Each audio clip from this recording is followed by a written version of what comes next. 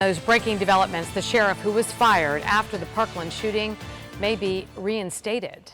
The sheriff fired after the Parkland massacre. Former Broward Sheriff Scott Israel speaking just moments ago. Florida Senate plans to vote next month on whether or not to reinstate Israel. This comes after a recommendation from an investigator called the Special Master. WPTV News Channel 5's Tori Dunnan live at the Broward County Sheriff's Office to explain. Tori?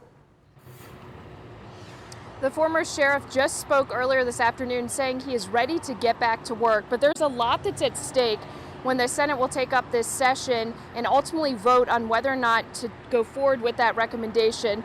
Here's all the background information to get you up to speed. A special investigator for the Florida Senate, otherwise known as the Special Master, is now recommending ex-Broward County Sheriff Scott Israel get his job back. You'll remember Governor Ron DeSantis suspended Israel back in January in the wake of the Parkland school shooting where 17 people were killed. The Special Master writing that the governor did not prove the charges in that suspension order. The Special Master will present findings and then field questions during that session next month. At that point, the state Senate will then vote to accept or decline his recommendation that Sheriff Israel be reinstated. Here's the former sheriff reacting to that recommendation.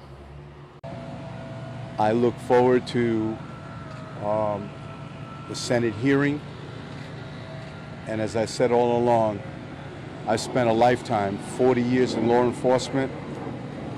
I was elected to protect the public, and I just want to get back and do what I was elected to do.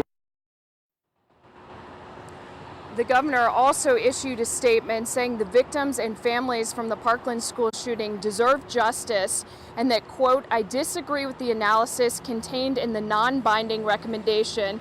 He also went on to say Floridians were appalled by Scott Israel's repeated failures and expect their senators will provide the accountability that the Parkland families have sought for the past year and a half.